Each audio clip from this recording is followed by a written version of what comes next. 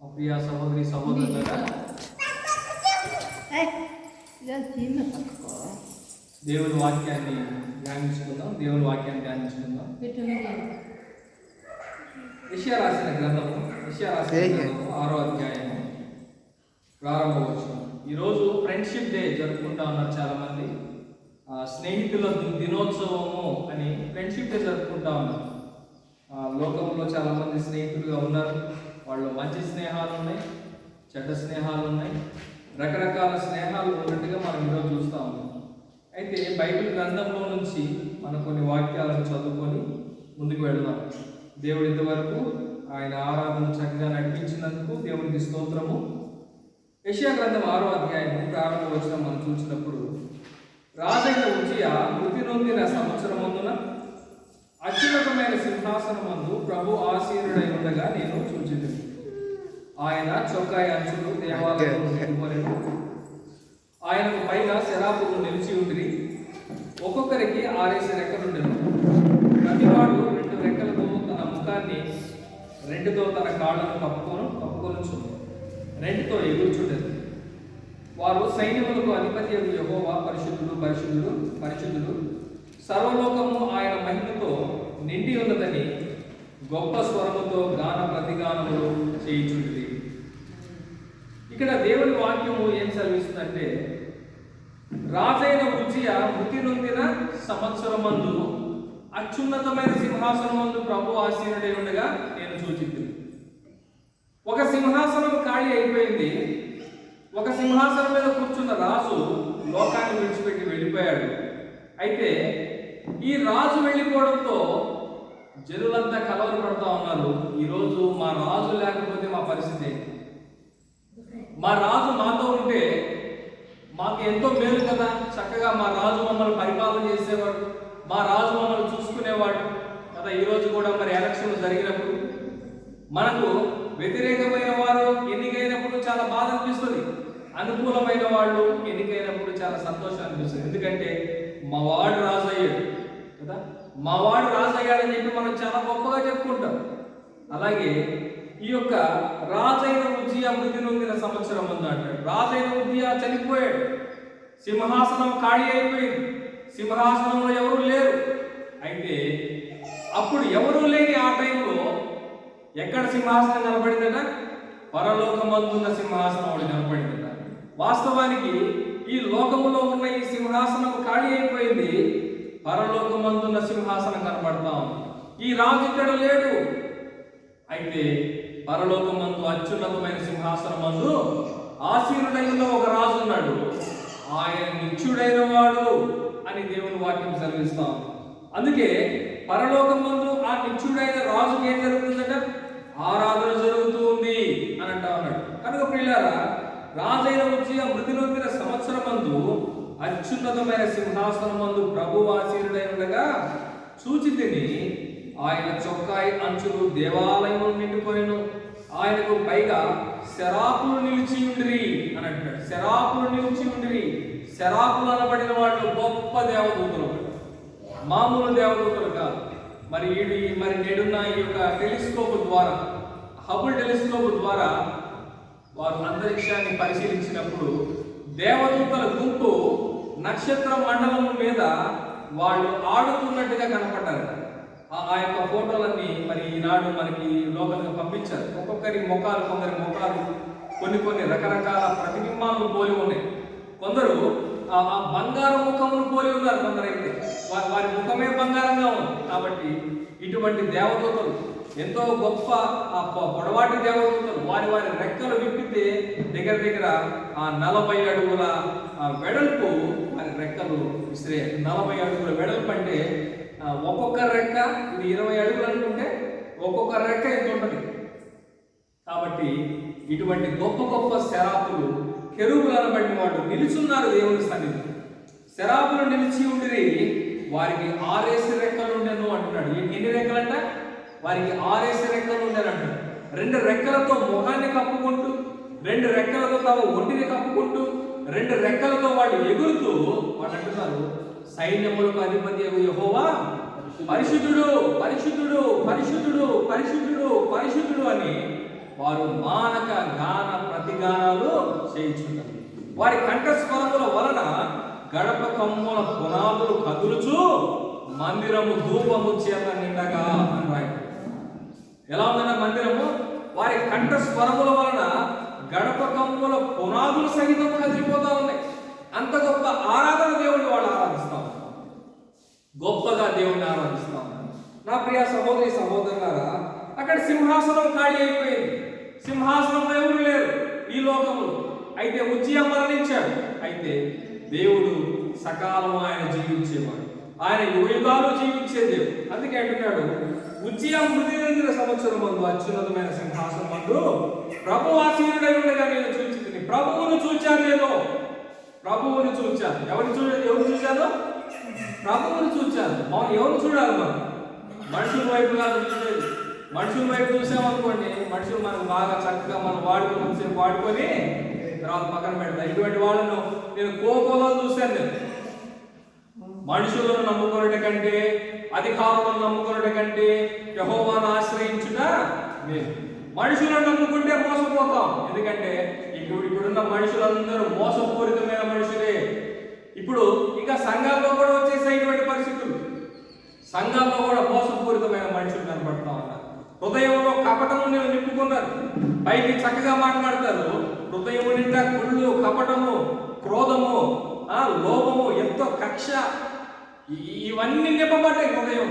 ఇటువంటి పరిస్థితుల్లో మనుషులు ఉన్నారు. ఇటువంటి పరిస్థితి సంఘాల్లోనికి రావడం చూసినప్పుడు నిజంగా హృదయం ఎంతో బాధపడుతుంది.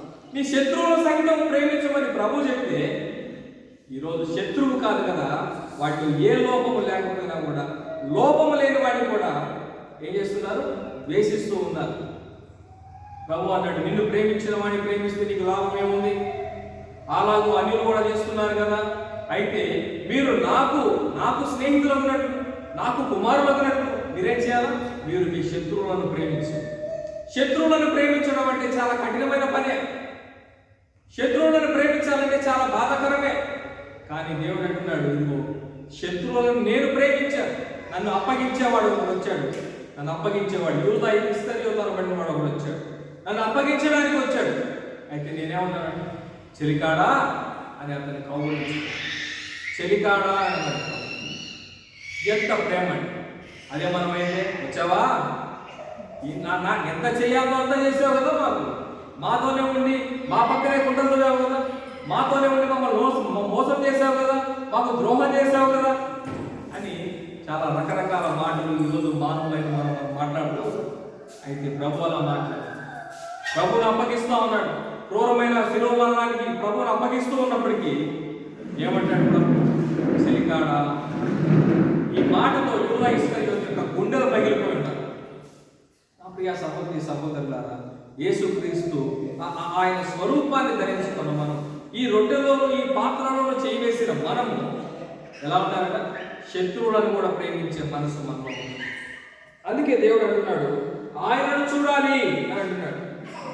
ఆయనను చూడాలి. ఆయన చూసినప్పుడు యెషయా ఏమంటాడు? అయ్యో, నేను అపవిత్రమైన పెదవులు గలవాడు, అపవిత్రమైన పెదవులు గల జనుల మధ్య నివాసముంటున్నాను. నేను నశించి తిని రాజును సైన్యములకు అధిపతియకు యెహోవాను కన్నులారా చూచితునను కొట్టింది అని అంటాను. ఎవరు చూచారట? నేను రాజును చూచాను. నేను రాజును చూచాను. ఏ రాజు? భూలోకమందున్న రాజు కాదు. భూలోకమందున్న రాజు ఎప్పుడు వెళ్ళిపోయింది. అత్యున్నతమైన సింహాసనం ముందు ఆశీనుడై ఉన్న ఆ రాజు నేను చూచాను అని అంటున్నాడు. నేను నశించి తిని ప్రభువా, నా పెదవులు మంచివి కా, నా ధోరణి మంచిది కా. ప్రభువు కనులారా కనపడినప్పుడు, ప్రభువును చూచినప్పుడు తన హృదయంలో ఉన్న మస్తు అంతా అతనికి కనపడింది. తన హృదయంలో ఉన్న మస్తు కనపడినప్పుడు ఆ యొక్క యెషయా అంటాడు, అయ్యో, నేను అపవిత్రమైన వాడు, నేను అపవిత్రమైన జనముల మధ్య ఉన్నవాడను, నేను అపవిత్రమైన పెదవులు గలవాడను, నేను నశించి తిని, నేను రాజును, జీవము కలిగిన దేవుణ్ణి కన్నులారా చూచి తిని అని ఆయన అనుకుంటా ఉన్నాడు. అయితే ఒక దేవదూత బలిపీఠం మీద నుంచి ఒక కాలును తీసుకొని వచ్చి తన పెదవులకు తగిలించినప్పుడు, ఇదిగో నీ పాపములు క్షమించబడ్డాయి, ఇక నీ దోషములు నీ మీద నుంచి తొలగిపోయాయి, ఇప్పుడు నువ్వు ప్రభువుని ఆరాధించు, ఇప్పుడు నువ్వు ప్రభువుని ఆరాధించు అని అన్నప్పుడు వాళ్ళు ఏమంటున్నారు? అక్కడ వాళ్ళు ఏమంటారంటే అప్పుడు ప్రభు మాట్లాడుతున్నాడు ఏమంటాడు, అప్పుడు నేను ఎవరిని పంపేదను అంటాడు కదా. అప్పుడు నేను ఎవరిని పంపేదను, నా నిమిత్తం ఎవడు పోవునని ప్రభువు సెలవీయగా వింటిని. అప్పుడు యెషయా అన్నాడు, ప్రభువా చింతగించుము, ఇదిగో నేనున్నాను, నన్ను పంపు. నీవు దేవునికి సమీపంగా ఉంటే, నీవు దేవునికి దగ్గరగా ఉంటే, నువ్వు రాజుకు దగ్గరగా ఉంటే ఆ రాజు నీకు పని ఇచ్చేవాడిగా ఉంటాడు, ఆ రాజు నీకు పని చెప్పేవాడిగా ఉంటాడు. ఈరోజు మానవులు అనుకుంటారు మా ద్వారానే వెళ్ళాలి, మా ద్వారానే జరగాలి, మేమే అంతా అని అనుకుంటారు. కానీ మనుషులు కాదు, జీవాధిపతి అయిన దేవుడు, ఆయన ద్వారా పంపబడాలి. మరి మంగళంపల్లి ప్రాంతాన్ని ఎందుకు వచ్చాను? ప్రార్థనాపూర్వకంగా వచ్చాను. ఈ మంగళంపల్లి ప్రాంతానికి దేవుడు అడిగి వచ్చాను. ఈ మంగళంపల్లి ప్రాంతం గురించి ప్రార్థన చేసినప్పుడు ప్రభువు నాతో మాట్లాడుతున్నాడు, ఈ పట్టణంలో నాకు బహుజనం ఉన్నది, నువ్వు వెళ్ళి ధైర్యంగా మాట్లాడు అని అన్నప్పుడు నేను ప్రభు విషయమై ఇక్కడికి వచ్చాను, కానీ నా ఇష్టాన్ని ప్రకారం నేను ఇక్కడికి రాలేదు. కాబట్టి ప్రియులారా, నేను రాజుల కన్నులారా చూచుతున్నాను, రాజుల కన్నులారా చూచుతూ. పరమగీతముల గ్రంథం మొదటి అధ్యాయం, పరమగీతముల గ్రంథం మొదటి అధ్యాయం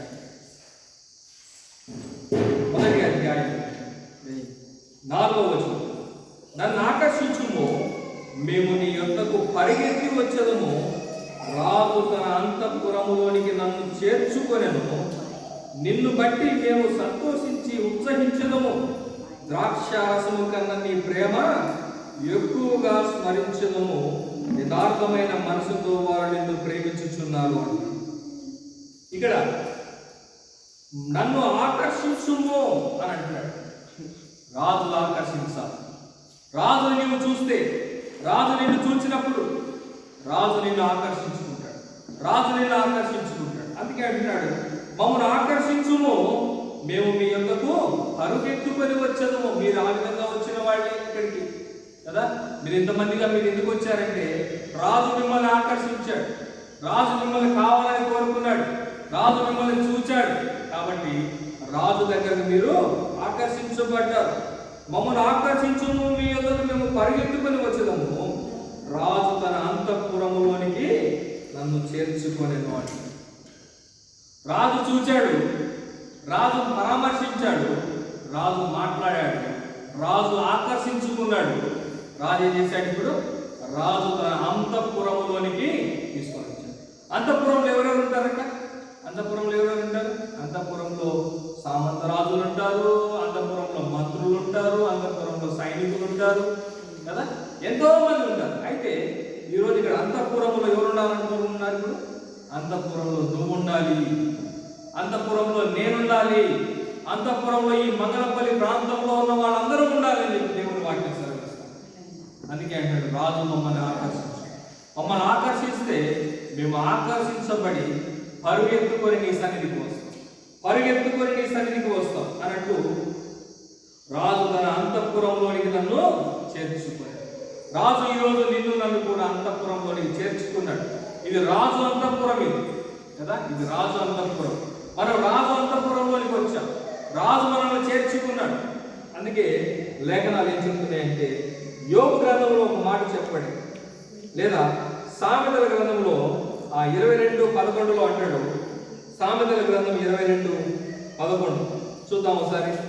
సామెతల గ్రంథం 22:11 వచనం. 22:23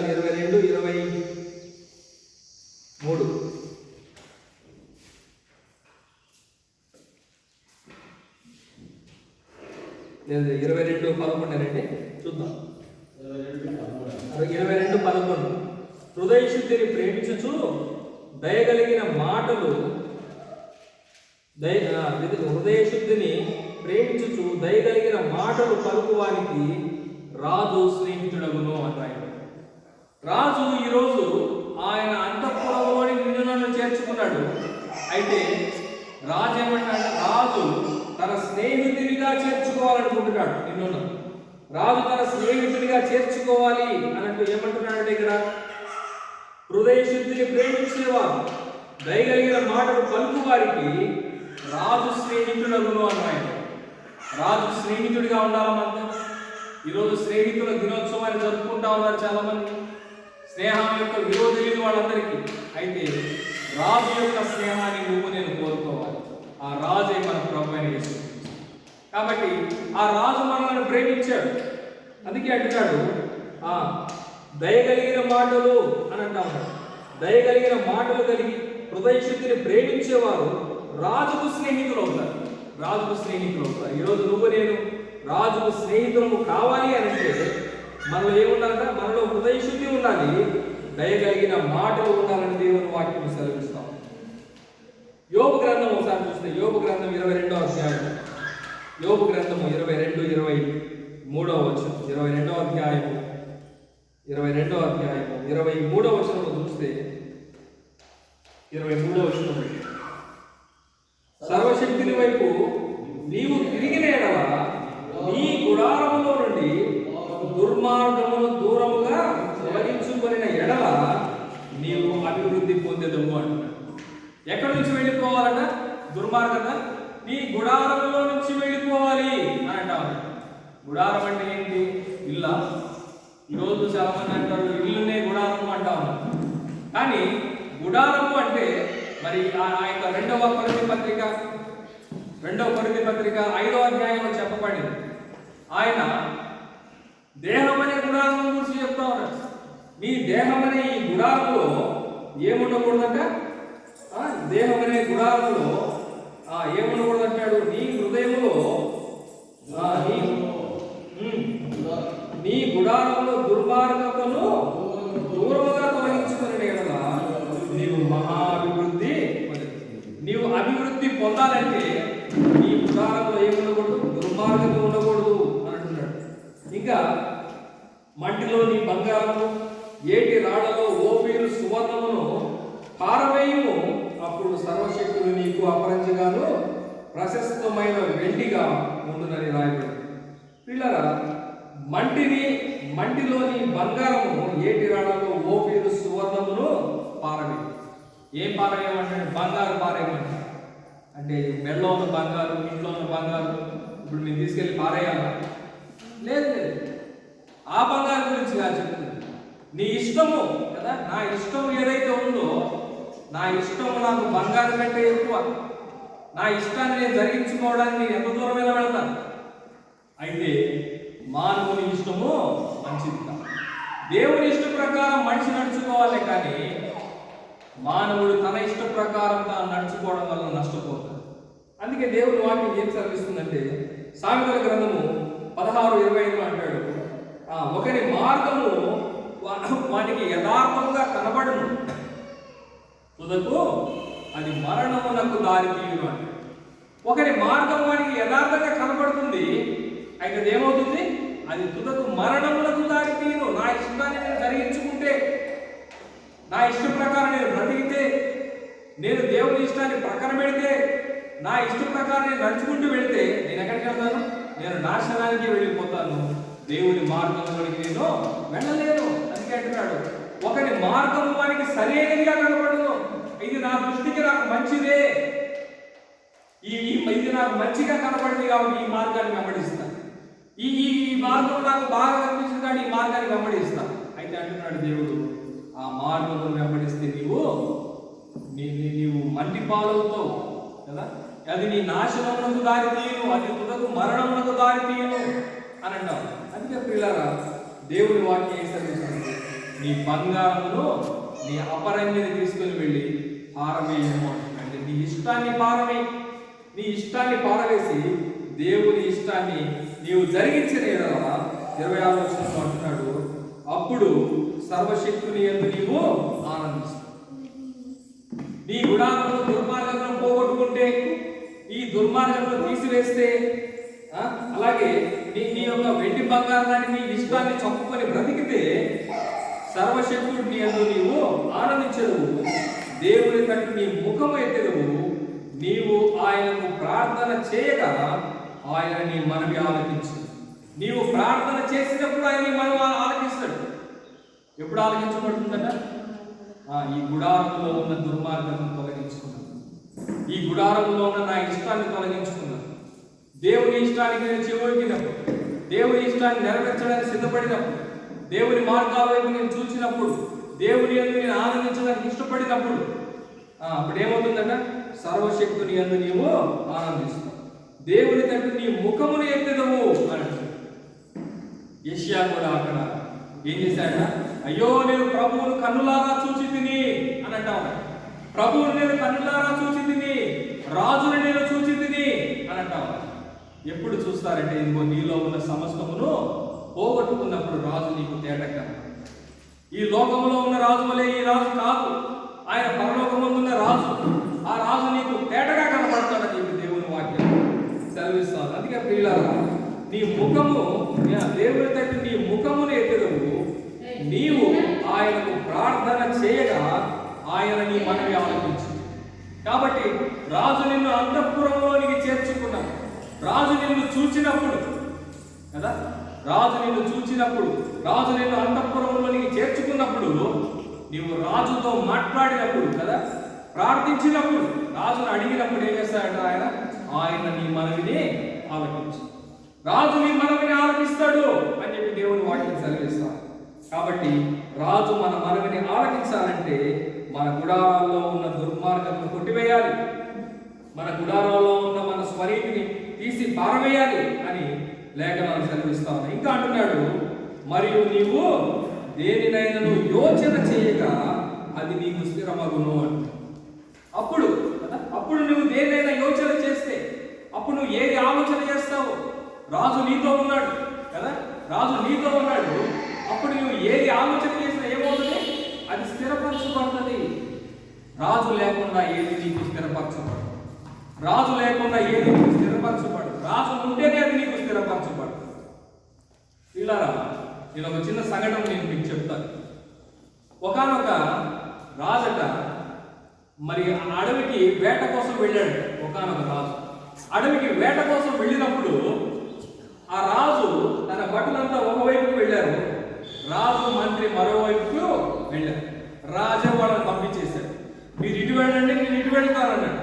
అయితే ఆ లోపల వాళ్ళని వెళ్ళిన తర్వాత రాజు వైపుకు ఒక సింహం వచ్చింది, రాజు వైపు ఒక సింహం వచ్చింది. అయితే రాజు ఇప్పుడు ప్రాణాపాయ స్థితిలో పడ్డాడు. రాజు ప్రాణాపాయ స్థితిలో పడినప్పుడు అక్కడున్న గొర్రెల కాపర్లు ముగ్గురు ఉన్నారు. ఈ గొర్రెల కాపర్లు ముగ్గురు ఏం చేశారంటే రాజును కాపాడడానికి వచ్చారు. రాజును కాపాడడానికి వచ్చి ఆ యొక్క సింహాన్ని తరివేసి రాజును కాపాడారు. అప్పుడు రాజు చూసి వాళ్ళు చూసి చాలా సంతోషపడ్డారు. రే, మీరు నా ప్రాణాలను కాపాడారు, మీరు నా ప్రాణాలను కాపాడారు కాబట్టి ఇప్పుడు నేనేం చేస్తాను, మీకు నేను ఏదైనా సరే మీకు చేస్తాను నేను. అయితే మీకు ఏం కావాలో కోరుకోండి. రాజు వరమించాడు, ఏం కావాలో కోరుకోండి. రాజు వరమించాడు. అయితే ఈ ముగ్గురు బాగా ఆలోచన చేసుకొని ఆ ముగ్గురు 3 కోరికలు రాజుని అడిగారు.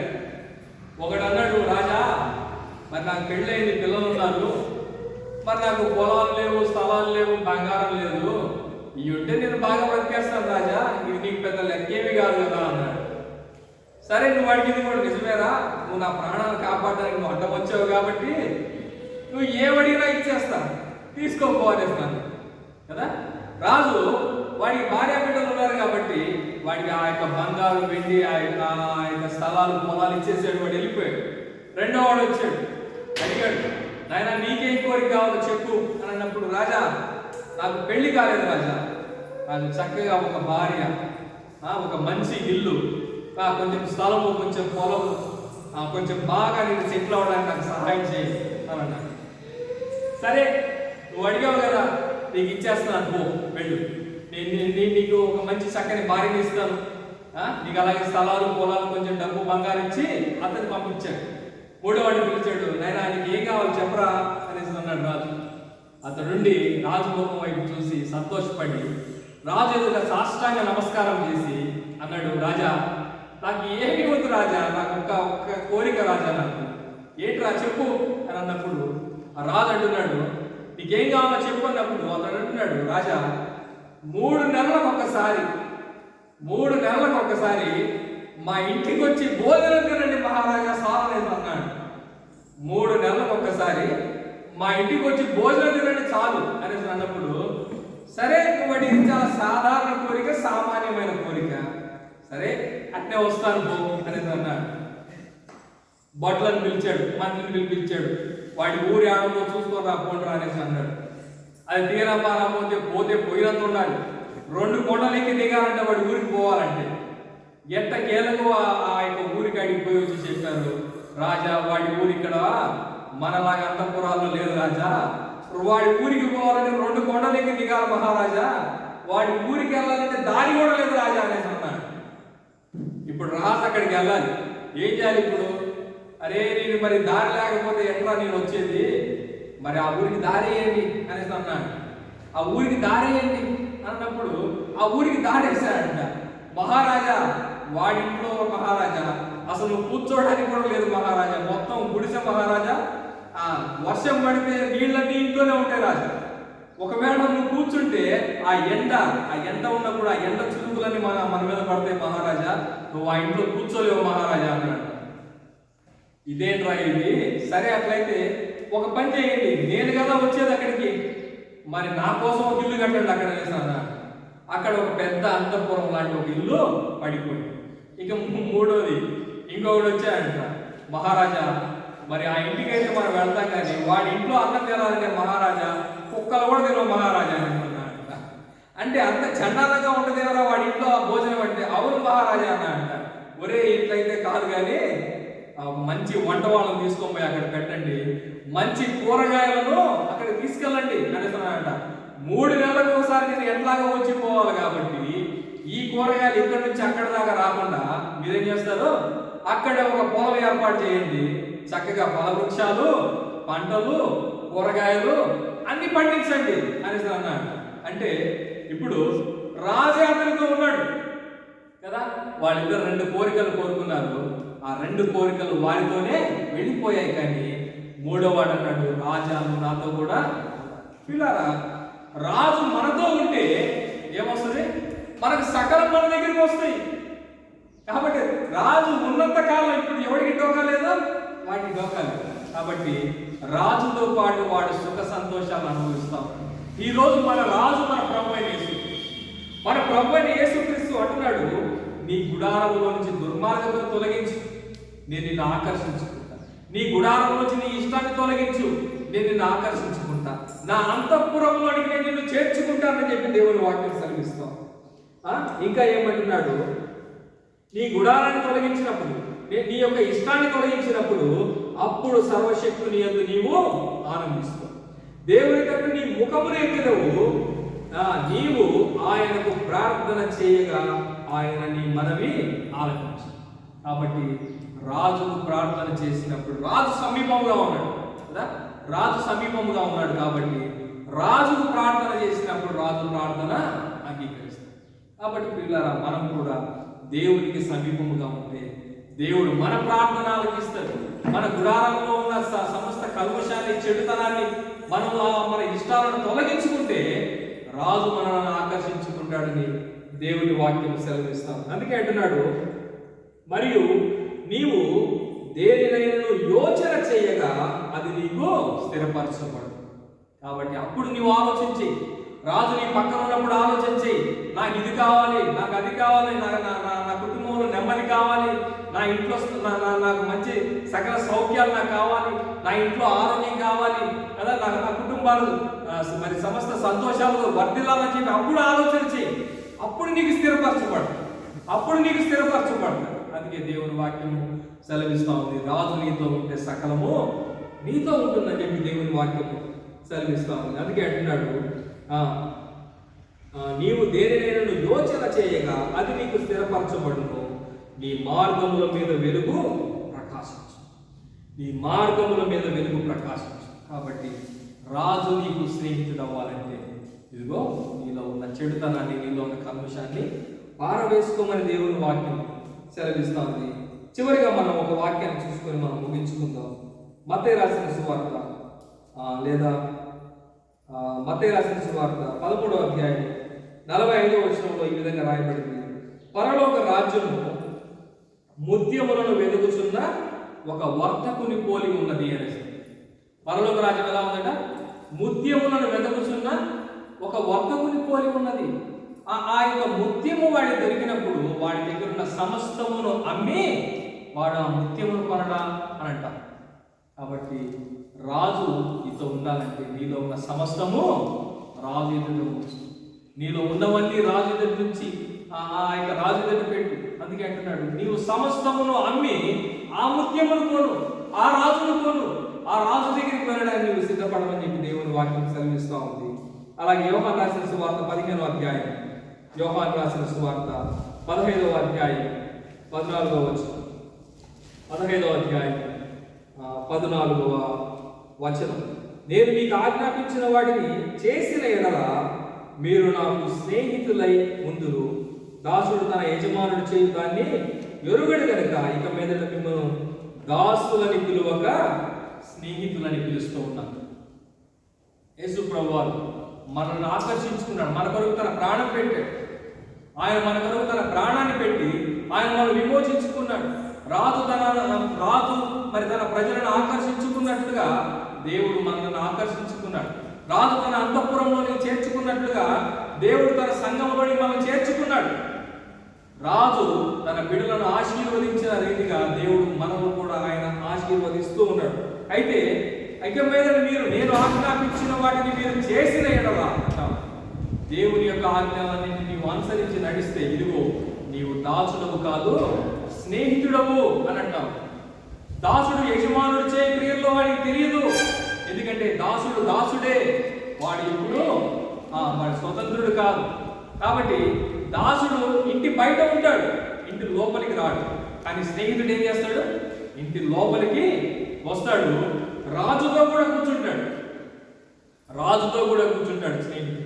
అలాగే పిల్లరా, ప్రభు అంటున్నాడు, నేను మీకు ఆజ్ఞాపించిన వాటిని మీరు చేసిన ఎడల మీరు నాకు స్నేహితులై ఉందురు అని అంటాడు. దాసుడు తన యజమానుడు చేయు దాన్ని ఎరుగడు కనుక ఇక మిమ్మల్ని దాసులని పిలువక స్నేహితులని పిలుస్తుంది. కాబట్టి లోకము లాంటి స్నేహాలు మన దేవుని స్నేహాలు ఒకటి కాదు. కాబట్టి మన దేవుడు మనతో ఉంటే మనకు సమస్తము మన దగ్గరికే వస్తాయని దేవుని వాక్యం సెలవిస్తాం. ఇందులో 4 విషయాలు మనం గమనించాలి. రాజు నన్ను చూచాడు, రాజు నన్ను ఆకర్షించాడు, రాజు తన అంతఃపురంలోని చేర్చుకున్నాడు, రాజు నన్ను స్నేహితునిగా భావించాడు. కాబట్టి పిల్లల ఈ 4 విషయాలు మనం గమనించాలి. మొదటిది, రాజు నన్ను చూచాడు. రెండవదిగా, రాజు నన్ను ఆకర్షించాడు. మూడవదిగా, రాజు తన అంతఃపురంలోనికి చేర్చుకున్నాడు. నాలుగవదిగా, రాజు తనకు స్నేహితునిగా నన్ను చేసుకున్నాడు. కాబట్టి ఈ వాక్యం దేవుడు మన హృదయాల్లో భద్రపరచును గాక. ఆమేన్. ప్రార్థన చేసుకుందాం.